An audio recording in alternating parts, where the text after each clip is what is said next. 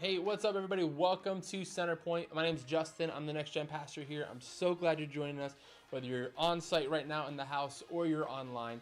I want to help you get connected. The easiest and best thing for you to do is to text Centerpoint to 94,000. You text Centerpoint to 94,000, and that will get you a reply to just give you some options on how you can interact with us. Also, as we talk about all the time, download the app so you can know what's happening. One of the things that's happening over the next several weeks is a food drive we're going to do for some of our partner organizations. So two in particular that work with poverty, homelessness, and families facing some food insecurities would be Echo and Hope for Her. These are great organizations in our community that are loving people, and we want to help them as they're doing that. So over the next couple of weeks, through March 7th, 14th, and 21st, we're going to raise money and also bring in food to be able to help them. So there's two ways you can get involved. If maybe you're at home or shopping's not your thing, or you're not out and about right now, you can go onto our app or our website and you can donate money directly to the food drive. So follow the links and you can pick a gift amount and give right to the food drive. Also, you can get a shopping list we have here on site or online. And you can go out with your family. This is a great thing to do with kids. You can go out to the store and pick things right off that list and get them. And that's a way for you to tell your kids, hey, we've been given so much so that we can give to situations like this and love on people in our community this way. To make it extra fun for kids, we're gonna have a competition with CC Kids where the boys are bringing in peanut butter, the girls are bringing in jelly. So boys are peanut butter, girls are jelly. And we're gonna bring it in and have a competition, and the winner will have some awesome thing happen. Now, I'm thinking someone's gonna get slimed, someone's gonna get pied, something crazy your kids are gonna love. So make sure you get them to bring in peanut butter for boys, jelly for girls, and we're gonna have a great time loving on our community. You guys sit tight. We're gonna have an incredible service. Again, we're so glad you're here, and be ready for an awesome time with us.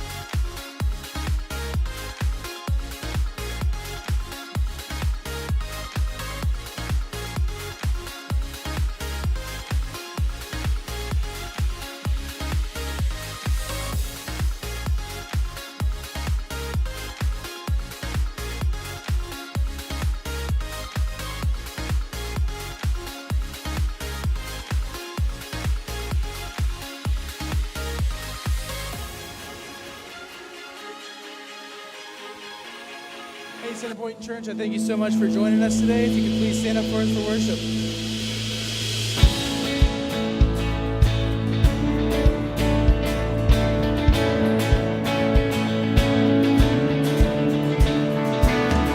I saw Satan fall like lightning.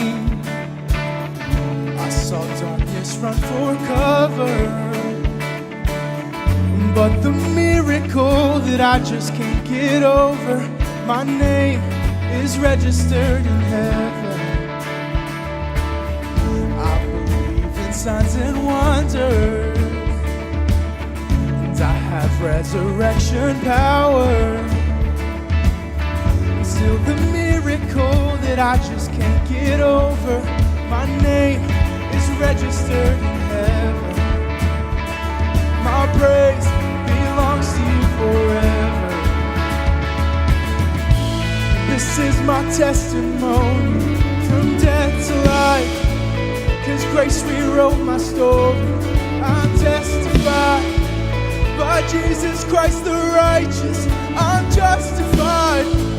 This is my testimony. This is my testimony.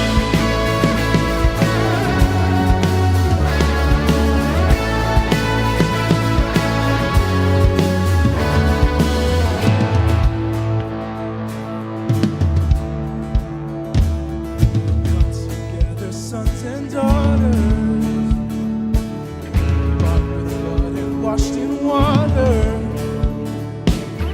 Sing the praises of the Spirit, sons and fathers. Our God will finish what He started. Oh, our God will finish what He started. This is my testimony from death to life. Grace rewrote my story. I testify by Jesus Christ the righteous. I'm justified. This is my testimony. This is my testimony. Yeah.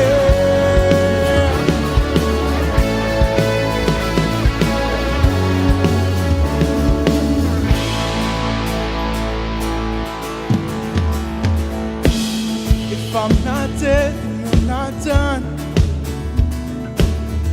Greater things still to come. Oh, I believe. If I'm not dead, you're not done. Greater things are still to come. Oh, I believe. If I'm not dead, you're not done. Greater things are still to come. Oh, I believe. If I'm not dead, then you're not done. Greater things are still to come. Oh, I believe.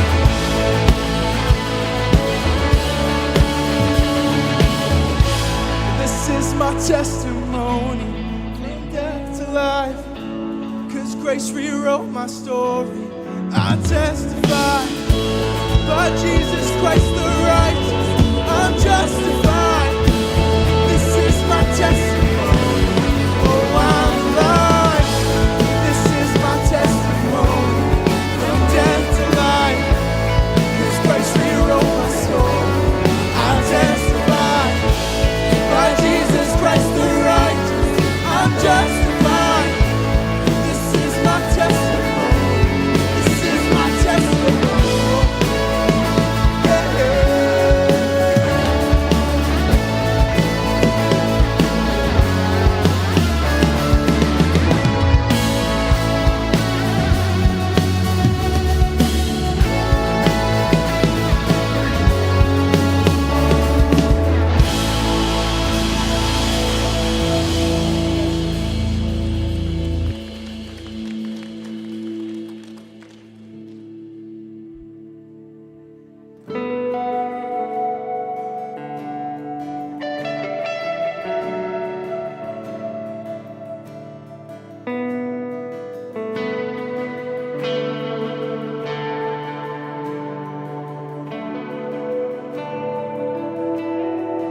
There is a promise that points beyond my failure. There is a still voice to silence all my fears. Even the worst of my mistakes are miracles in the making. Are miracles in the making. By your stripes I am healed. With one touch I am made whole. You have spoken, and I know that it is so. In the storm, you are peace, and your love won't let me go. You have spoken,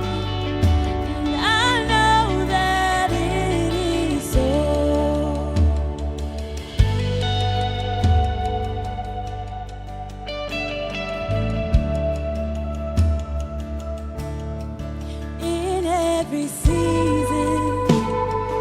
Your purpose is unchanging. In every moment, you're working for my good. Jesus, the rock that never fails. Your kingdom will not be shaken. Your kingdom will not be shaken. By your stripes I am healed.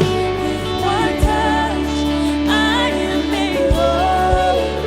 You have spoken, and I know that it is so. In the storm, you are peace. Your love won't let me go. You have spoken, and I know that it is so. Oh, I know. I already know you're gonna do it. 'Cause faith is who you are. Faith is who you are. And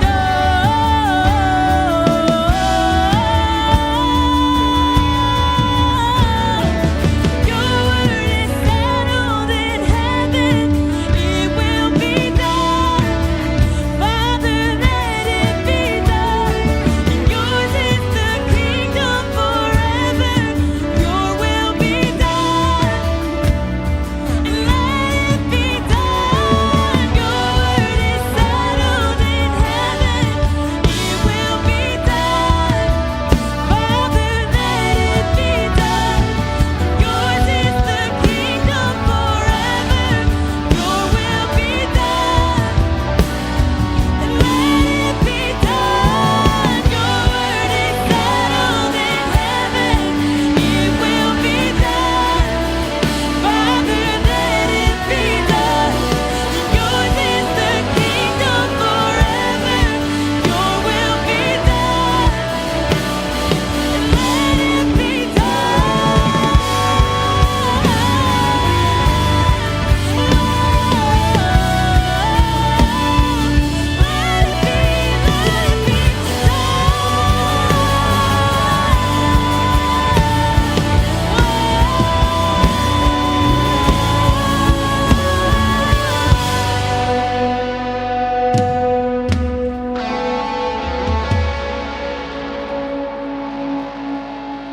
By your stripes I am healed. With one touch I am made whole. You have spoken, and I know that it is so. In the storm, you are peace, and your love won't let me go. You have spoken, and I know that it is so. You have spoken, and I know that it is so.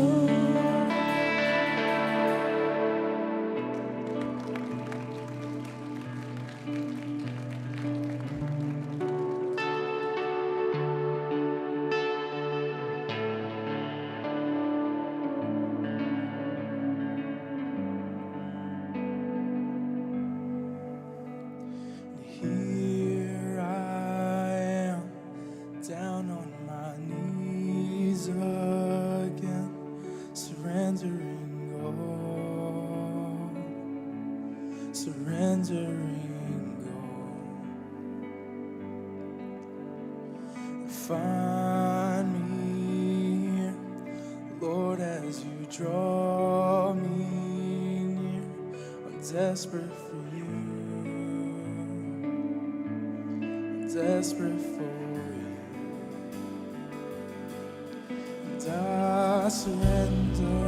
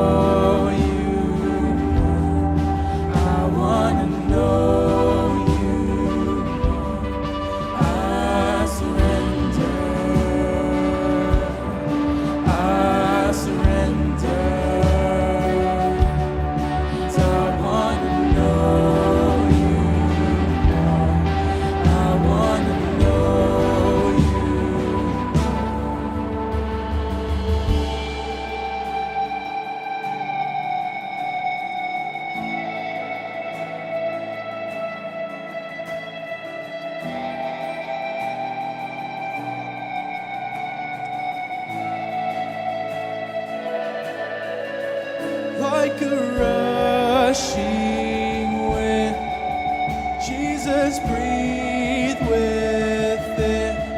Lord, have your way. Lord, have your way in me. Like a mighty storm, stir within my soul.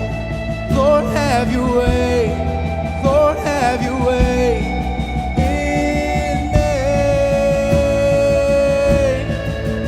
Like a rushing wind, Jesus, breathe within. Lord, have your way. Lord, have your way in me. Like a mighty storm, stir within my soul. Lord, have your way. Lord, have your way in me.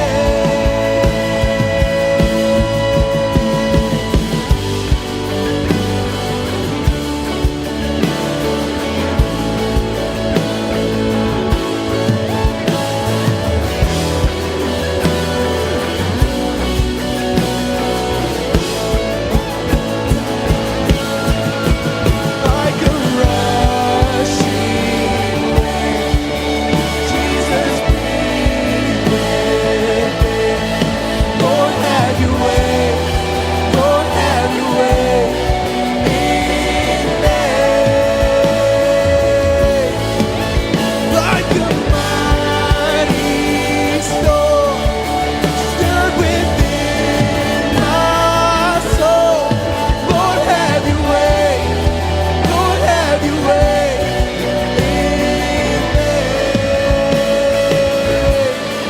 Lord, have your way. Lord, have your way in me. I surrender.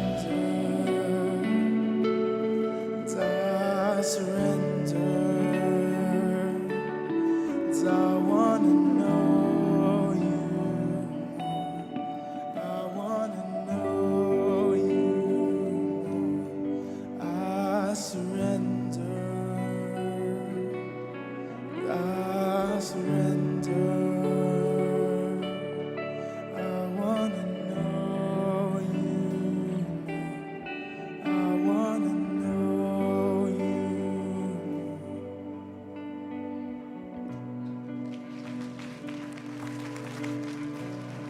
You can go ahead and have a seat. My name is Bradley Hamilton. I'm the student pastor here, and we just want to say thank you so much for being a part of this morning. I think too often we believe this lie that we're alone. And I know with everything that's happened over the last year or so, that lie maybe is heavier than ever. And as we walk through different seasons of life, I just hope that you know our heart here is that you would realize, even as you're a part of this morning, even as you're watching, that you are not alone. And in fact, we really hope that at CC you feel connected, you feel a part of what's happening. And so we have an incredible groups ministry here at Centerpoint. There are so many different ways to get connected alongside others and do this life. And so in fact, we even have some lifestyle groups starting this week, which are specialized groups around certain topics. And so no matter what you're looking for or what season of life you're in, we all need to link up with other people. That God didn't design us to do this life alone. And so we have an incredible way to partner alongside others. And so if you want to get more info on our groups here, you can simply text Centerpoint to 94,000. That's the best way to get all the info. You can do that right now, and we will get you connected into a group that's best for you right now.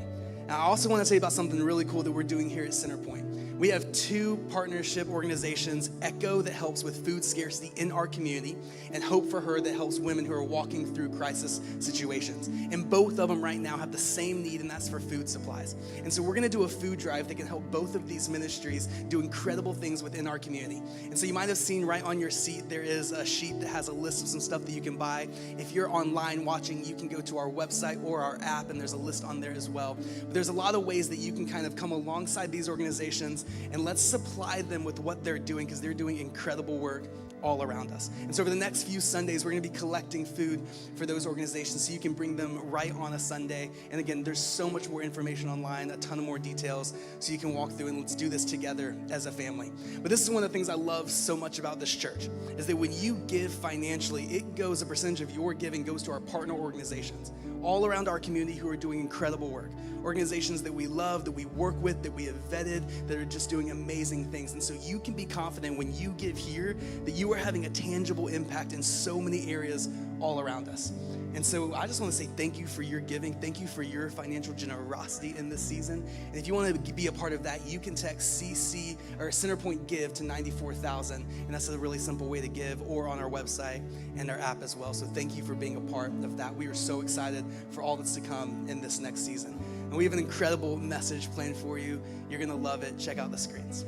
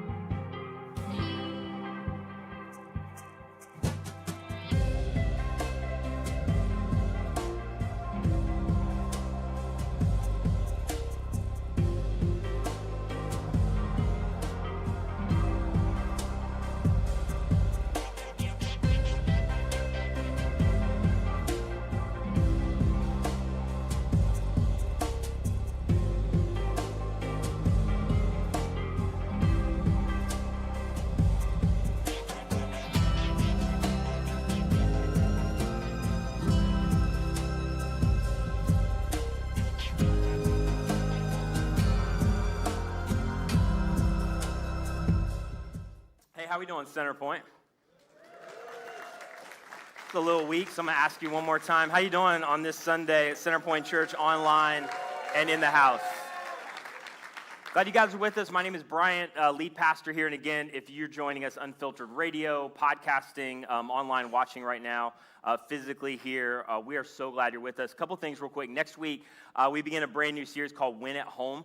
And I love these series because they're such easy invites. Like this is, you follow God, you're skeptical, you're not sure, follow Jesus your whole life. This is an easy invite because all of us have questions, or we all wrestle with tension about trying to win at the relationships that matter most. And so I think this series is going to be really helpful. So that starts next week, and we say this all the time, 30 seconds of courage to just invite somebody. It is really the epicenter of what our church was founded on, is that we would be a church for the city, that we would be a really easy invite, that wherever you are, it's not a hard sell. It's just like, listen, I know your experience maybe has been bad. We talk a lot about being an alternative to church as usual. You should just check it out. And 2 weeks ago, I encountered a guy. We met about 2 years ago, actually. I didn't realize it had been that long. And he's like, just to let you know, when I came here 2 years ago, I was invited by a friend. I was far from God. And this is his exact words. He said, this church led me back to God. And those stories are what it's all about. And so it's never an overstatement to say somebody in your sphere of influence, one invite could change everything for them, could change their life. So next week, that gets started, Win at Home. The other thing is I want to let you know about over this, especially COVID period, one of the things we've been analyzing as a staff is how we can connect people to resources and just connect in general outside of Sunday. So tomorrow, I'm launching a brand new email about current culture, everyday life. Gives me an opportunity to talk about things that I can't always fit in to Sunday and just connect with multiple audiences.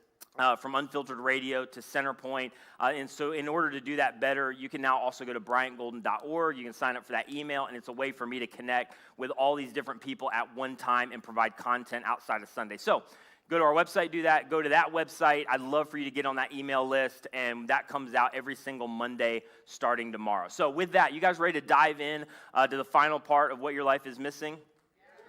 Okay. I'm not sure about the 9 a.m. yet. Like, it's weird every week is because I'll get a ton from you guys, and then 11 a.m. they're like dead. And then next week, 9 a.m., you guys are dead. The 11 a.m. it's just like, it's nuts in here. So I don't understand the dynamic. Or do you guys just switch services every week? Like, I don't know what that is. So here's what we've been talking about, and really like where I want to land in thinking about this whole idea of what your life is missing. when we think about what makes your life successful, and all of us contemplate that at one time or another, or on kind of the negative side, what our life might be missing, it tends to center on this idea without even saying it. But all of us want to be known for something. And I don't think that's a bad thing. I actually think that's just in your DNA. God's actually placed that in you. But you want to be known for something. We want to be known for something. And in fact, for a lot of us, like, you have adjectives to describe you or describe how you want to be known, whether you've ever identified them or not. And so the adjectives that you use, they affect a lot of times what you put on Instagram. They affect and impact your priorities. They, at some level, can impact what you project. But all of us have adjectives where we think of, like, this is how I want to be looked at. This is how I want other people to know me. So this is a question that you should answer is, how do you want to be known? Or what do you want to be known for? And, like, when I was thinking about this for me, like, there's the obvious ones. I want to be known as a good husband. I want to be known as a good father. But then as you dig down, there's stuff that you don't even think about. Like, hey, if I were to really be honest, I think I want other people to see me this way, whether it's a good communicator or as smart or whatever, and you would never maybe name it out loud, but like there's just this internal thing, these adjectives of this is how I want other people to look at me. And it changes at different seasons of your life. I've talked about this before, and this is very vulnerable of me, but like in 5th grade or right before middle school or elementary or whatever, like I'm big time right-brained, which a lot of people don't know, somewhat creative, and I was just all in, like, in terms of creativity and art, and I was known for that. And in my elementary school, like, I was all into art and puppets and like all that. Like, I just was into all this stuff. And then I realized somewhere around 5th grade, I'm never gonna get a date in my life if like this doesn't change. Like, I don't want to be known for these adjectives anymore. I'm gonna suppress that side of me and just kind of highlight the more acceptable part that may get a date by the time I graduate from high school. So like all of us have that, but like the question legitimately is, what do you want to be known for? And then here's the other question. What do you do, because this is inevitable, what do you do when you don't measure up to you? Like, what do you do when you don't measure up to you? Because at some point, the adjectives that you want to be known for, what you want to be known for, you're not going to measure up. You're not going to hit the mark. You're not going to get there. And what a lot of us tend to do, and this again is just human nature, is in that gap, we just tend to hide. And not physically, but just in terms of how we're living our life. We tend to start to pretend, we start to excuse, but in that gap between what we want to be known for and what we actually are, there's this propensity of, I'm just going to kind of make something up in the gap. And here's the thing, and I heard this said years ago, and I think it's true, is that the more you image cast, the more you become imaginary. Because there's no real relationships. Like, nobody really knows you. Nobody really knows you at the level of, okay, besides all the stuff that I project and that I want to be known for, and sometimes I'll just lie to make you think that, the more that you image cast to other people around you that keeps them at arm's length, whether they realize it or not, the more you become imaginary. The more you're not really known by anybody around you. And here's the thing. When you start pretending, this is for all of us, when you start pretending, you stop growing, right? Like, the more you pretend, the more you inhibit and cut off growth in your life. And all of a sudden, you start to get older, but you're not any wiser. Because, by the way, age does not equal wisdom automatically. I had a professor that used to always talk about evaluated experience makes you better, experience does not make you better. And all of a sudden, you end up in this place where you have less and less self-awareness, and you just kind of get stuck in areas of your life relationally or in terms of your career where you want to go next, because you're just in this place where you've pretended so much that you've stopped growing in your life. Now, let me just be real honest, and I try to do this with a lot of our audience that you're just not sure about the whole church thing, and so I'll just confirm your suspicions. Pastors are the worst at this. The absolute worst, and I am one, so I can talk about them. But just the worst. Because, and it's kind of like parents. There's this pressure on parents that you kind of always have to have it together, right? And the same is true with what I do, and I'm sure it applies to what you do at some level, but anytime you're in any public position or you're on a stage, the point to which there is any kind of gap between what you communicate or the faith that you have and the life that you live, you're tempted to lie in the middle. Like, that's just true. And that's just human nature. And pastors are the worst at it because there's so much pressure. So if there is ever to be a gap between your faith or your communication and how you actually live, you're tempted to just pretend in the gap. Now, here's the other thing to bring you in on this. You would prefer that I do that. right? If you were really honest. Like, you want people to be just so authentic, but if I came in here and be like, hey, just so you guys know, in the effort to be authentic, my marriage is hanging on by a thread. Like, Nicole's like, I'll give you one more shot, but this sucks. I don't know how long it's going to last. And then I seamlessly transition into, and let's start our relationship goals series today and, like, just dive into it, right? You're like, no, just lie to me. But it's just true of all of us. Like, where there is a gap, you're tempted to kind of pretend. And we all have gaps. Can we just admit this online or in the house? And I know you're not used to being honest in church, but we all have gaps between who we are and who we want to be. Anybody? There's always gaps. And listen, just to dive down on this a little bit more, you know where you're most tempted to lie about your gaps? I'll help you out. I thought that was an easy answer. I hear you screaming online. It's right here. Like, you are most tempted to lie about them right here. And I don't think it should be that way, but I think in a lot of cases it is that way, where there is just this unspoken pressure. And it's why we have to create church cultures that start to move against that trend that has been around for far too long, when you're just tempted to go, man, my marriage sucks, but I don't feel like I can tell anybody about it. And you get out skipping through the parking lot after just yelling at each other, but you don't want to let anybody know that. Or my kids are fine. They just knocked out 4 kids in CC Kids, but your kids are fine. You know what I'm talking about? Like, all that stuff. Or you start to, what addiction? Or sexual sin, that's a whole nother thing. Carry sexual sin into church and watch how quick people feel like they've got to hide stuff, because the moment I get real, somebody's going to push me out. And some of you, just to talk really honestly, that's exactly what you have experienced, where the church has been anything but the safest place for you. And we are so tempted to pretend and to lie and to image cast. And even in this place where we're supposed to be worshiping and serving a God that says, I want you to come as you are, and I have the ability to transform your life, everybody is lying and nobody is growing. And that's the like downside of where that can go. And then just real quick to kind of make light of this. If you have kids, especially in church, just know this. Your kids will expose you. They will expose you. This is my favorite story, and I've told it before, but I think about this every time I'm thinking about this kind of subject. Is, by the way, and I wish I could be in all of them, I'm not. CC Kids meetings, I'm pretty sure those are the best round tables ever, where it's like, what did the kids say in small groups this week? Because they just talk about stuff that you don't know they're talking about. A couple years ago, this little girl was in a circle in CC Kids. I don't know what age she was, but they were talking about something. I don't even know how this subject matter came up, but she just like looked right at her small group leader, and she's like, my grandma is 100 years old, and she just needs to go.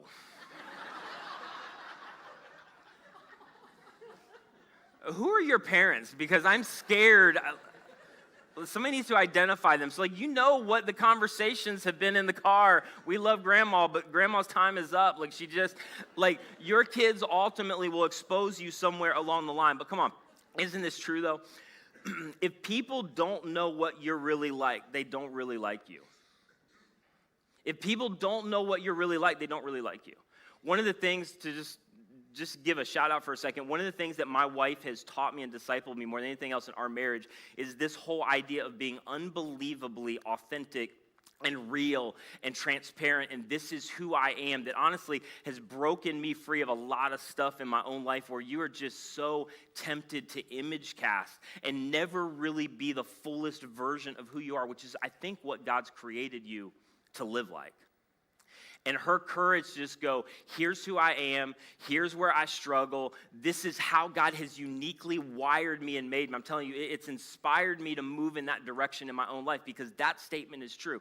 If you are never in this place where anybody really knows who you are and really knows what you're like, they don't really like you. There's no real relationship with who you are and how God has created you to be. And then here's the other reality. Until you embrace where you really are and kind of all of its maybe uncomfortableness, you will never get to where you want to be. Until you fully embrace, and sometimes it's hard because we don't want to embrace where we are. Sometimes we want to pretend where we are, we want to excuse, we want to blame shift, we want to kind of put it on them. But until you fully just confront it, embrace it, and go, this is where things are at right now. Here's where I'm at right now. Until you embrace that, you're never fully going to get to where you want to be and be who God has created you to be. And so for all of us, you want to be known for something. Here's my whole point. You need to be known by someone. At some point along the way, and I think this is getting tougher and tougher in our culture, at some point along the way, you need to be moved into deep relationship where you are able to somehow drop all of the pretense, all of the manufactured cool and confidence that's not really true about you right now, and just be real in who you really are without any fear of judgment. And I'm telling you, in most cases, that is the pathway to healing that you're looking for. That is the pathway to progress that you're actually looking for. It's actually why from the very beginning, we talked about this last week, with everything in us to try to create a church that would be the safest place in the world for anybody struggling with anything. And we've said it over and over. It is so easy to say that until you actually confront somebody who's actually struggling in a big way outside of the norm of church culture. And you are not hyper moved to go, we just got to modify their behavior and fix them. But instead, no, I'm going to enter into where they are and into the struggle and into this dysfunction. And I'm going to love them and walk through them, realizing that ultimately Jesus has the power to change them. It is our goal to create an environment where they can be led to Jesus for his transformation in their life. And they fear no judgment to go, this is where I am. Because I serve a God who said, God so loved the world that he gave and gave a message to all of humanity. So whether you are gay, whether you are addicted, whether you are struggling in marriage, whether you have kids that are off the rails, whether you are in a place where I'm not even sure in some areas of my life if I believe the God thing, this is the invitation of Jesus. You just come, you enter into community, and Jesus followers should be not arrogant, but the most confident individuals in the world to sit at the table to go, even if you are struggling, and even if you don't believe what I believe, and even if you are walking through a dark time, I'm going to be the safest relationship for you in the world because I serve a king named Jesus who has the power to change your life. So I am not threatened by you. I have been strategically placed in your life to love you.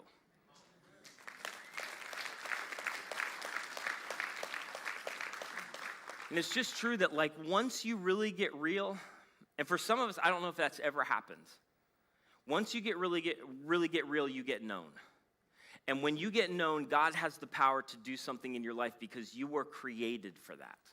And I believe the solution to that is the church. And maybe not church as some of you have experienced, and I'm not knocking the church. I love the church. I've talked about all of that throughout this series, but I'm talking about real church. I'm talking about environments where you're really authentic.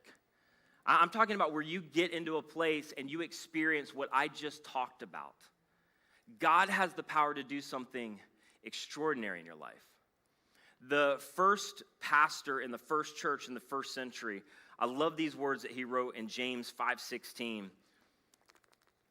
That are on the screen or in your app if you download the Centerpoint Church app. James 5:16 says this, therefore,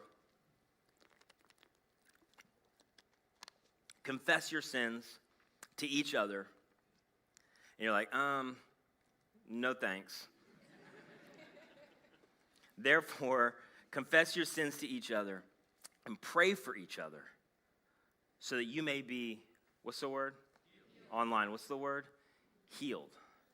And what the point that James is trying to get at, because I know your mind can go into all kind of weird stuff or you've seen this verse manipulated, but his whole point is, like, if you really want to experience healing, if you want to really experience progress, it happens in the form of deep relationships. Come on.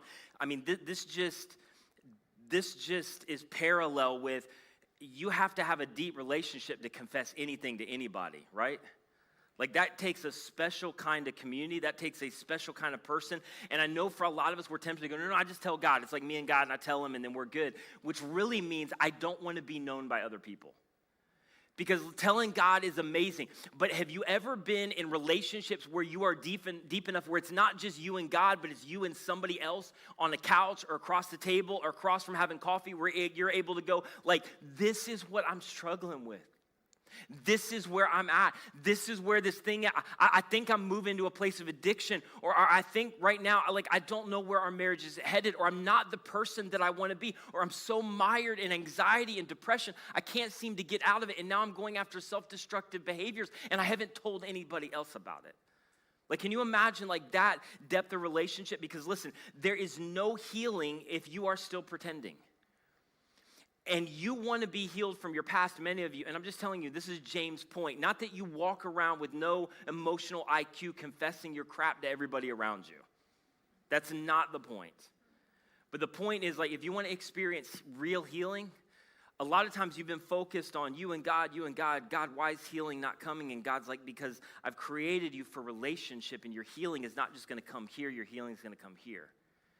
And I want to move you past your past, and one of the ways that I'm going to do that is through other human relationships in your life. And then another pastor wrote this in Hebrews 10:24. The author is disputed, even though I don't think it is, but I'm just going to. Hebrews 10:24 says this, and let us consider how we may spur, what's the two words? How we may spur one another on toward love and good deeds. And literally the spur in the Greek, it just means to urge. Like, you need to get yourself in environments where you can urge one another on toward loving good deeds. I forget how many times one another is mentioned throughout the New Testament. It's over and over and over and over again, because Jesus was letting us know there is a new paradigm shift. It's not just you and God anymore. It's you and the other people around you. And one of the ways that I have called you and created you to function is in that one another relationship. I want you to inspire one another. I want you to encourage one another. I want you to exhort one another. Sometimes I want you to lovingly call out one another to go, bro, you are going off the rails. I want you to move into a place where you're patient with one another, where you are kind to one another. But the whole Jesus movement is, if you want to love God, I want you to love the other people around you. And one of the ways that you do that is get into community where you can one another. But that requires proximity. Like, you can't do that in here.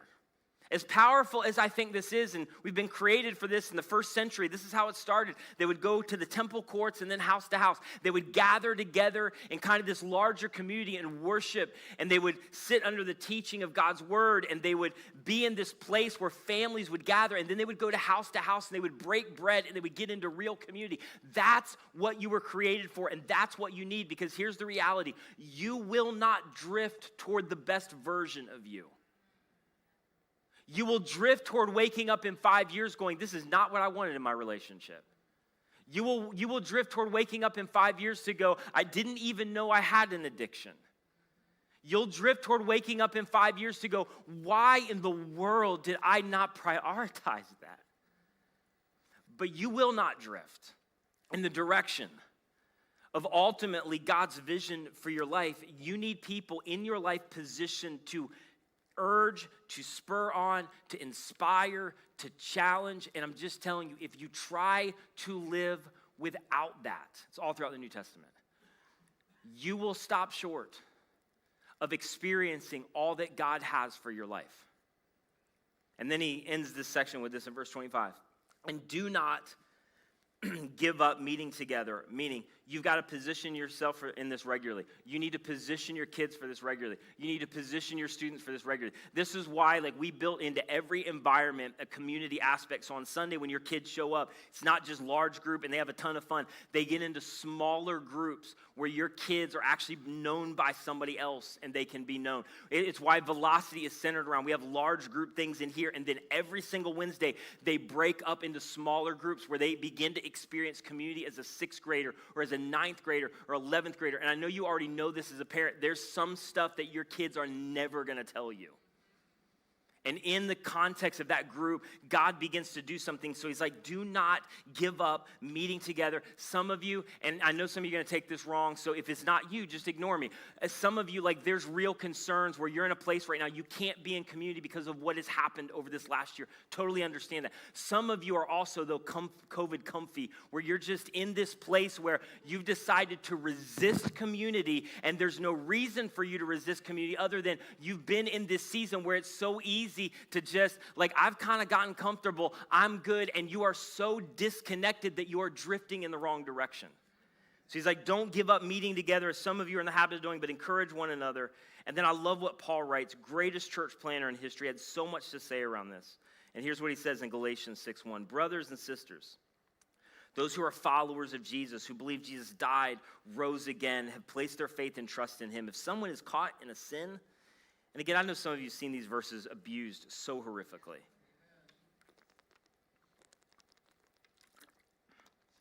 You who live by the Spirit, and there's a really key word in this verse, should restore that person. What's the word? And by the way, it's in the context of relationship. Like, I pastor a lot of people. Many of them I don't even know. Even as your pastor, it's not my right to, with no relationship, get up in your face to go, here's what you need to do in your life. And you see this all throughout the New Testament. It is always in the context of relationships built on trust. One of the most grievous sins that we've created as a church is thinking that we are the moral police for every single individual that we come in contact with. You have been created for community, and this verse generally applies to maybe 3 people that you are doing deep life with. Everybody else, you have not been designated as the Holy Spirit for them, and you are not to wag your finger at culture who've never even embraced the fact that Jesus is Savior.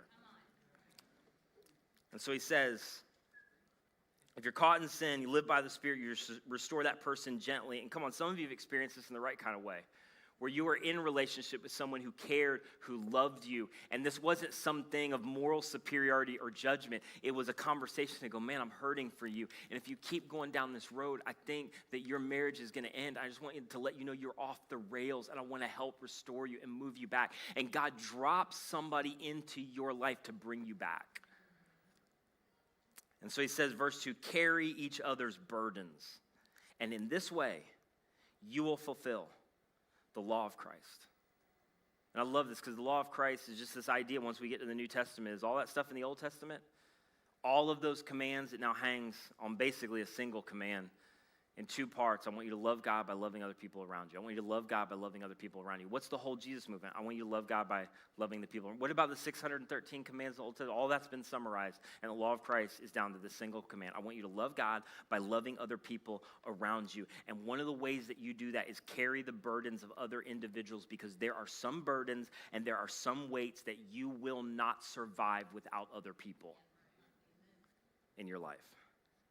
And then he writes this to the church in Rome in chapter 14, verse 1, except the ones whose faith is weak. And here's what he means, because that can almost sound derogatory, but I've experienced this before, and maybe you have. There are seasons and moments in your life that you don't have the faith in your own strength to keep going. And it's as if in community, somebody else loans you their faith. Somebody else gives you the faith that they have in that moment to you so that you can keep going, and they remind you, they spur you on, and they urge you, hey, this is what God's called you to. God is faithful. He's with you. I know it looks dark. I know you're struggling with questions. I know you're doubting God. I'm here for you. I'm going to walk with you. And literally, they loan their faith and strength to you into that season without quarreling over disputed matters. And then Paul brilliantly pens this in Romans 15:17. So he says, accept one another then. Just, and he's talking about community, he's talking about deep relationships, he's talking about us together. Accept one another then, just as Christ did what? Just as Christ accepted you. And do you know why Jesus accepted you just as you are? Because he had a vision for where he wanted to take you. And he's going to accept you whether you ever get to that place or not, by the way. Like Jesus with arms open wide is going to say, I love you, and if you place your faith and trust in me, believing in what I've done for you, I will take your sin, and I will give you forgiveness, and I will give you new life, and you will be designated a son and a daughter of God. And once you become a son and daughter of God, you cannot be disinherited, and God will accept you as you are. But you need to know this. As Jesus accepts you as you are, he has a vision for the transformation of your life into the person that he's created you for before the foundation of the world. And come on, do you know where you experience the unconditional, transformative acceptance of Jesus most profoundly? Around other people who have experienced and are committed to the transformational, unconditional acceptance of Jesus. And I just want some of you to hear me for a second. Some of the reasons why you have never felt that in your relationship with God is because you've never felt that in relationship with other people. And the moment you can drop the pretense and you can get around some other people who understand that, who are committed to that, who can breathe that into your life, I'm telling you, this is not just about human relationships. It has the power to change your relationship with God, because suddenly, if I'm accepted and loved by you, transformed in the fact that you would know me and that you would still love me, then all of a sudden it starts to connect to my relationship with God, and that I am accepted, I am loved, even though I am fully known. And here's the dichotomy for a lot of us.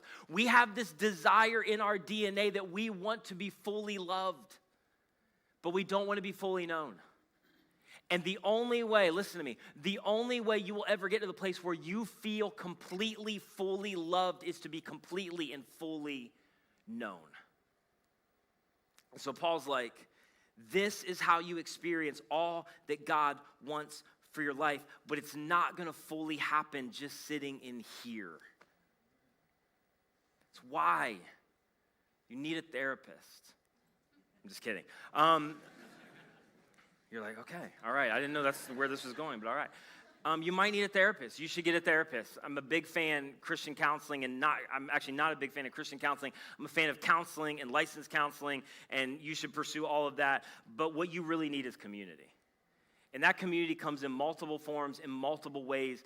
But I'm telling you, with where God wants to take you, this is what he has designed you for. And it's why from the very beginning, this is how we started CC. That our goal, our desire, and I can't say it enough because we're not there, and I'm continually trying to push us in this direction, is that we want to be, what I already said, the safest place in the world for anybody struggling with anything.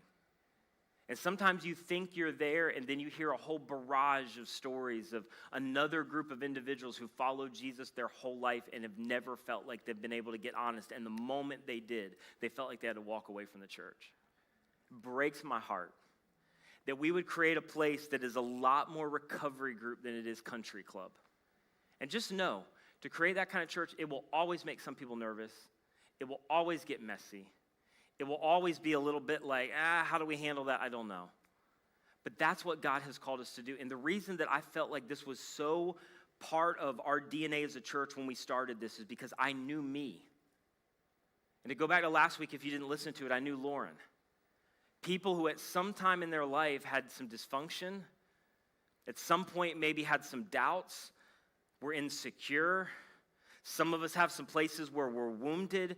We're struggling through some stuff. We don't know what to do in our marriage or our kids. And so we tried to create a place for people like that, where they are fully accepted and loved no matter where they are, with a vision for what Jesus can do in their life if they get into community. Because come on, Jesus has a desire to move you to a place of him accomplishing his destiny and his will and his purpose for your life. And when you begin to get into community to set the stage, God can begin to work in ways in your life that you never thought were possible. To heal and to redeem and to restore. And I just think for some of us, the absence of this is why we stay stuck. And you've read every book, you've done every podcast, you take notes every week, you show up for church and you sit in a row, and yet there's still some stuff you're struggling with of, I don't know if I can ever let go of this behavior. I don't know if we're ever going to be able to move forward in this marriage. I don't know if I'm ever going to get answers to these questions. I don't know what God has for me, and I feel so distant and so wayward and so lacking in purpose, because the thing that God has designed you for is community. And one of the ways that he's going to lead you and heal you and move you past where you are is in those relationships where you are staying stuck because you are trying to do this Old Testament, me and God, like you're coming to the temple and how can I learn my way into the transformation that God has for me? And that is not how it works. Information by itself does not produce transformation. You have been created to get honest in relationship, and God's going, come on, you got to take a step. And so it's why from the very beginning, I'm going to land the plane on this. We knew we could not program life change or transparency, but here's what I know we can do is we can set the table for it to happen naturally.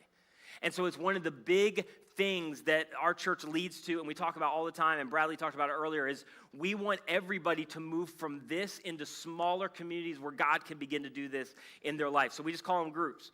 We have, in a bunch of these we just launched, but we have 3 different kinds now. We have community groups, which are basically traditional groups. It's Bible study, usually prayer, all different levels. They always have like food and snacks generally. I mean, if your group doesn't, your group's kind of lame.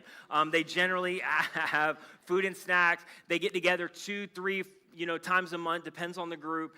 It's generally no more than 10 to 12 people. And I'm just telling you, time over time, week over week, God begins to do something as they form relationships. The other type of groups that we just launched is interest groups, which are, we wanted to open a huge front door to go, listen, we just want people to make connections. And sometimes, to quote C.S. Lewis, we want to have secular and sacred all the time.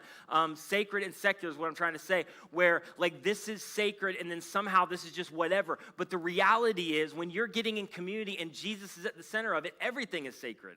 Everything is spiritual. So we have these interest groups that you can do hiking, and you can do, I think there's one for flying, there's one for yoga, there's one for gaming, there's even a group called, what is it called? Like people who don't have any hobbies. Like, so I have no idea what you guys do, but it's just like you just sit there all day. But there's groups for everybody. I just named a couple. There's 20-some groups. But what we wanted to do is we're so committed to this. Open the door wide open. So whatever your common interest is, that's a way for God to begin to use that to connect you with other people with that common interest. And I'm just telling you, they don't get together every week and hold hands and pray, but time over time, as relationships are developed, God begins to move. Because I'll tell you what will happen. You'll get into some kind of group that, on the outside doesn't seem spiritual at all. And then about 9 weeks into that, when you're going through something that you just don't really have questions or answers for, suddenly this person that you've been connecting with, you start to open up about that. Not because it was a question on a small group guide, but because you had created a relationship. And then God begins to work through that. The other set of groups that Bradley mentioned this morning were lifestyle groups, and these are groups specifically designed where there is a gap in my life. I want to grow in that gap. And so it may be finances. Every year when we sit down with people who are struggling in relationships, 90% of it is financially related.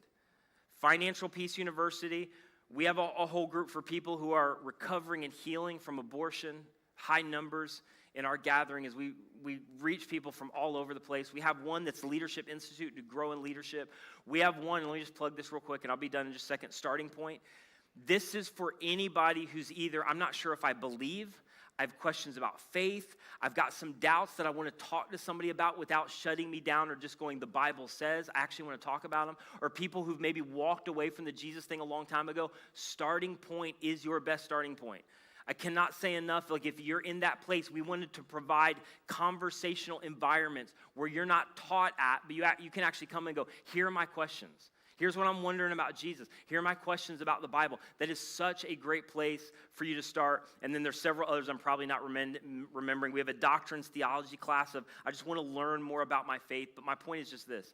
You need to get into a group. And some of you, let me just challenge you. You need to lead a group. And most of the time, we way overestimate like what we're called to, and we underestimate ourselves. And yes, there's standards, and we're going to help kind of get you into a position. But there's a bunch of you. Yes, you feel inadequate. Yes, you don't know enough. But God has positioned you to use you, and you have chilled on the sidelines long enough.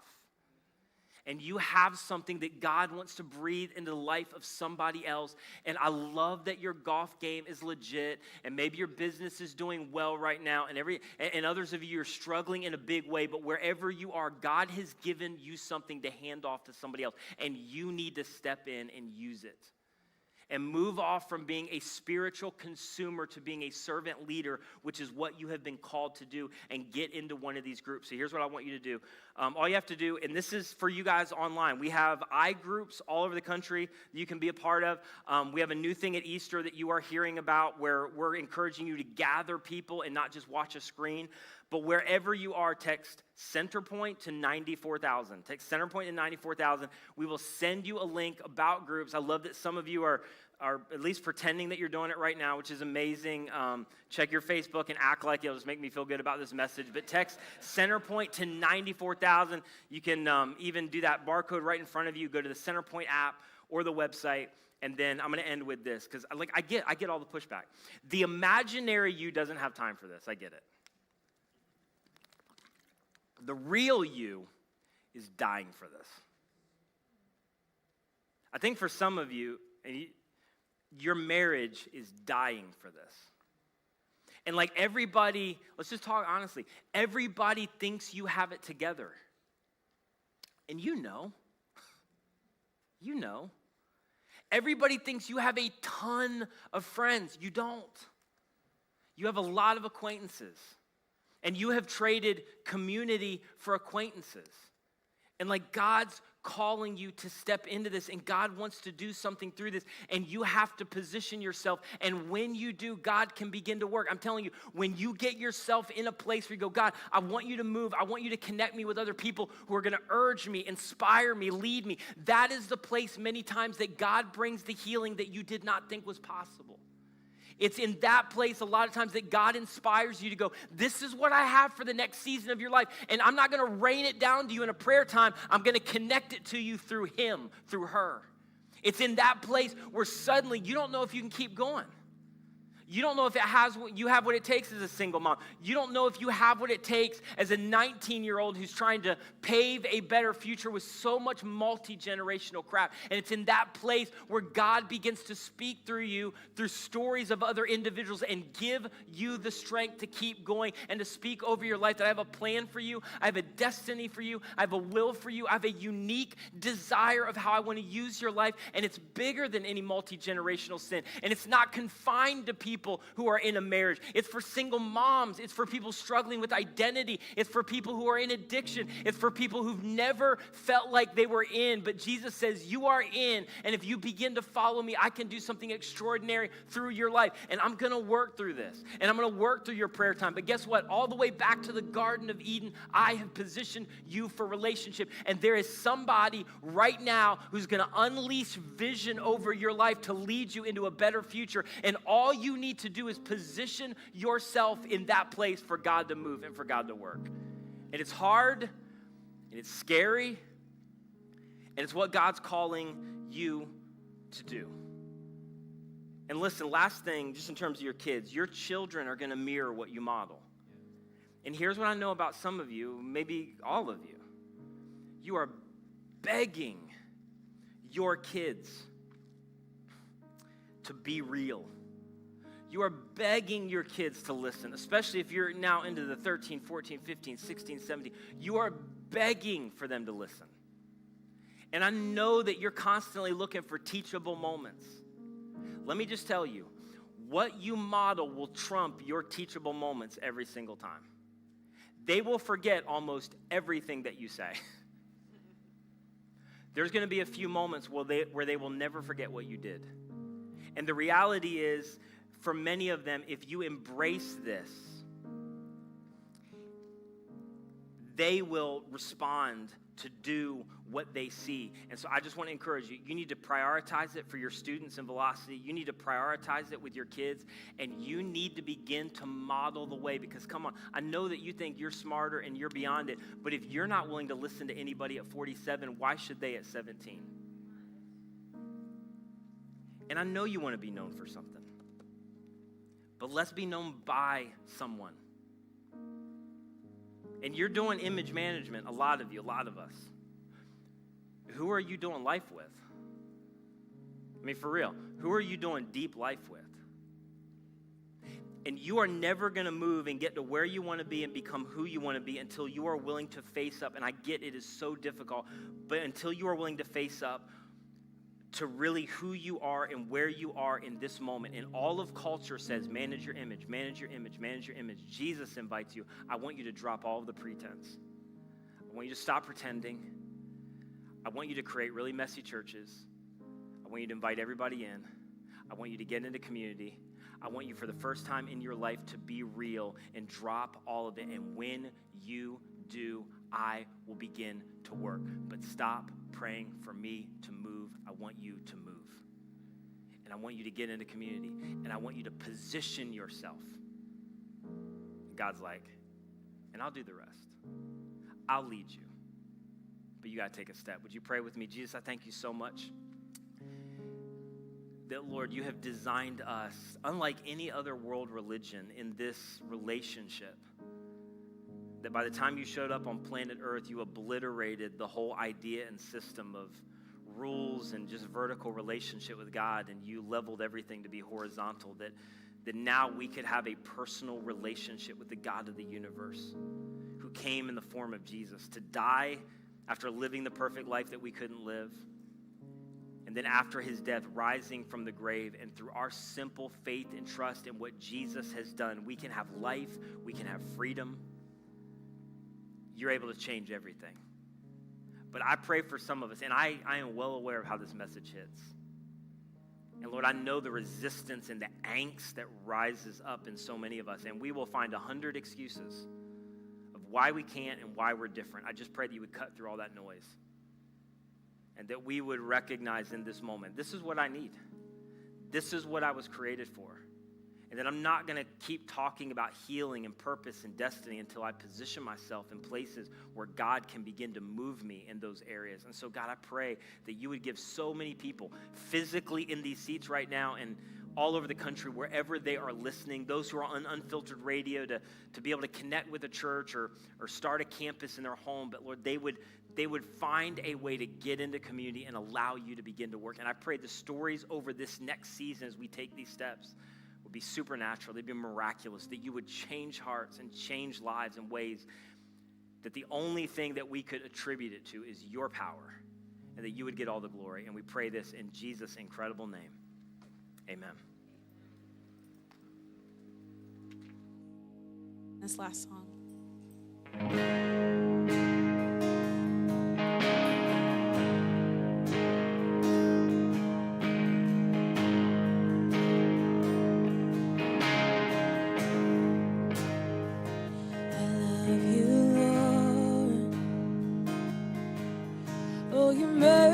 Never fails me, and all my days I've been held in your hands.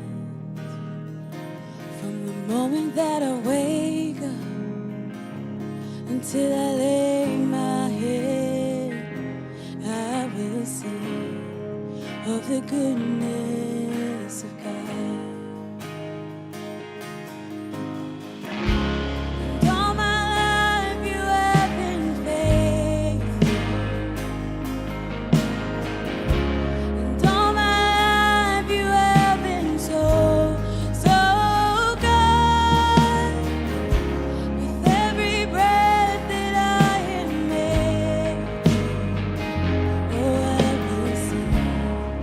Of the goodness of God.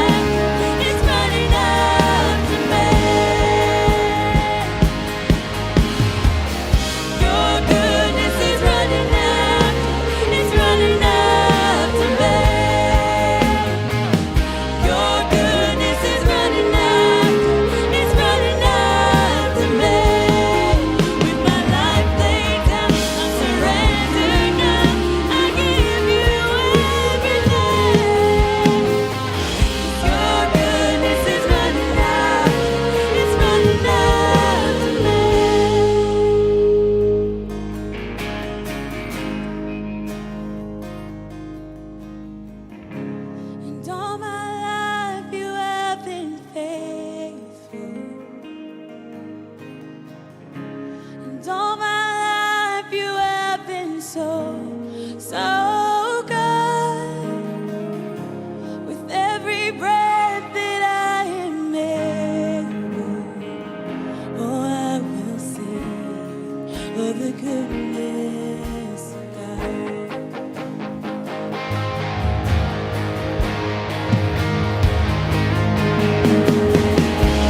And all my life you have been faithful. And all my life you have been so, so good. With every breath that I am able, oh, I will sing of the goodness of God. Oh, I will sing of the goodness of God.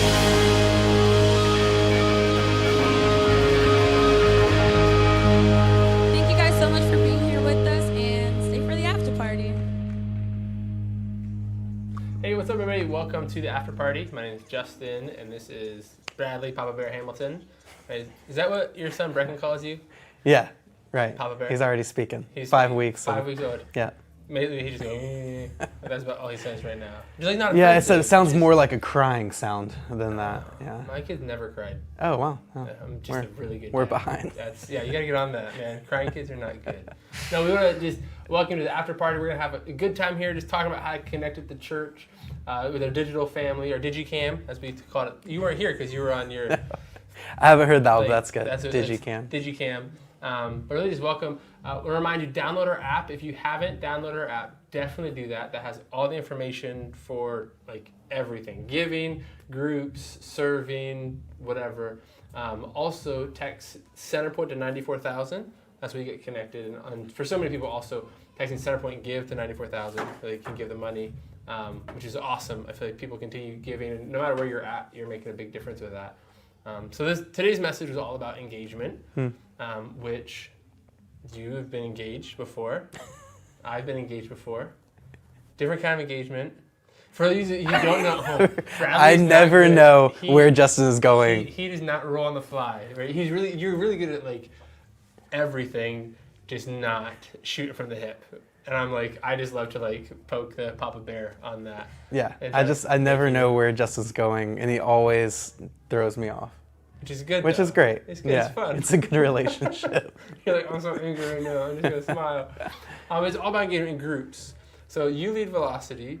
I lead kids and Velocity in a sense, but also like mainly kids. What I focus on. So like, how are you getting engaged with Velocity? How do you get students engaged? Why do you love doing that? Yeah, I mean, I love what Bryant said about everyone needs to be like so known, and I think that that's still the same for kids and with students. Like, I always go back. One of the biggest things for me, like in ministry, was I read this Harvard study a long time ago, and they talked about how like all the most successful people that came from a background opposite of success. So they started out like in poverty or in the foster care system or whatever, and they were most successful. Like, what were the factors that did that, and what could you recreate? And across the board, the only thing that everyone had in common was a caring adult. Yeah. And that was it, a caring adult who knew them, who was there for them. And like Brian even said in the message, like there's a point where your kids don't listen to you. Right. And so to have some other voices and people that are there for them, I think is just so big. Who was that for you? Like when you were in high school, middle school? Because you came to church like middle school, high school. Who was that for you? Yeah, I had a small group leader when I was in middle school who just continued to see something in me. I was a punk. I didn't listen. I did not want to be there. I was and he just kept saying like, hey, you know, I see greatness in you. Like, he was okay with me just like being who I was. And eventually that led to in relationship me saying like, hey, how do you read the Bible? Like, I have these questions about faith. Can you answer some of these? So I felt safe enough to ask some of those things that I hadn't asked before in the church. And so it really was, you know, it was my story. It's so many people's story of a single caring adult. And so I think that's why it's so important for students to have that, to have someone outside their family that's just there for them. And so that's kind of why we do everything we do at Velocity. We really build it around those small groups, around those leaders.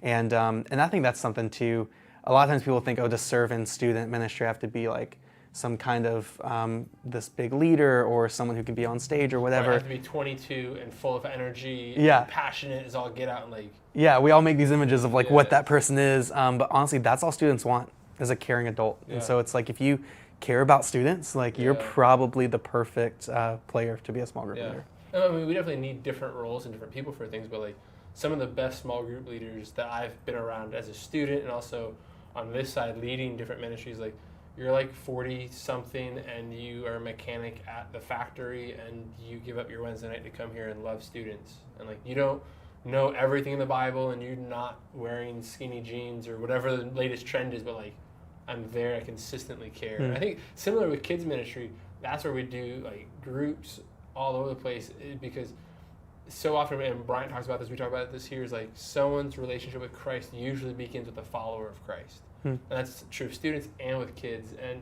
I think it's so cool because you have kids come in and like our desire is that we'd have kids have lifelong faith. So they, and the way we say it, like they'd run to Jesus and never leave his side. Because they have small group leaders that care for them and that help work through things with them. And talking about being a punk, I was a punk. I was a pastor's kid, but I also was like, I'm here all the time, so I like know all the things I can do and try to get away with stuff. But I think for me, it's also seeing those kids that sometimes are just like real talk, like they're just annoying, they're just difficult, they're just whatever. But also seeing like people saw in me, people saw in you, like you're passionate, you're a leader. If we can get you passionate and leading the right things, it'll make all the difference. And like even this is so cool. Like the past few weeks, we had some behavioral things with some elementary boys, and we're like working through stuff. And for us, one of the things we value with Next Gen is like we want to partner with parents. That's an opportunity for us to partner with parents. So we talked to some of the parents about stuff. We talked to the kids. And it's so cool having the small group leader come up the next week and like, yo, this kid and that kid, they were so different this time. They behaved appropriately. They participated in all this stuff. And like, yeah, like instead of just saying, oh, you're a problem kid, you're just gonna push you away and not acknowledge it. Like, no, we're acknowledge you probably want some more attention. You probably need something from us. Your parents might need something from us. So we're there to love and connect. And again, that's all groups. Like there's so many people that's like, well, I have to be like perfect when I go to a group, right? Like, no, you don't have to. Like our group, we've had people share about stuff, and we're pretty close. We've been together for a while, but like just share about marriage stuff, share about life stuff, share about difficulties, and like that's what we want to encourage everybody. Like, get plugged in. Text Centerpoint to 94,000. I'll send you back to a list of some options that you can hit on. Select group option and follow up with that. But also, I mean, if you're able to serve with kids or for students, that's a great opportunity too.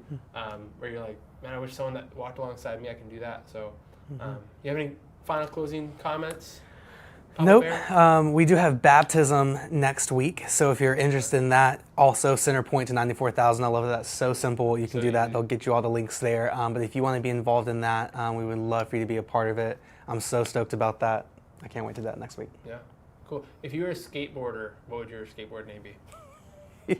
Earlier you asked me if I was a rapper. What was my rapper name? If I was a skateboarder, I don't know anything about. It would be Faceplant. Faceplant. Hey, see, I can think on the fly. All right, for Justin and Faceplant, we'll see you guys later. Text Centerpoint 94,000 for anything related to the church. Check out the app, and we'll see you guys next week for services. Love you guys. See ya.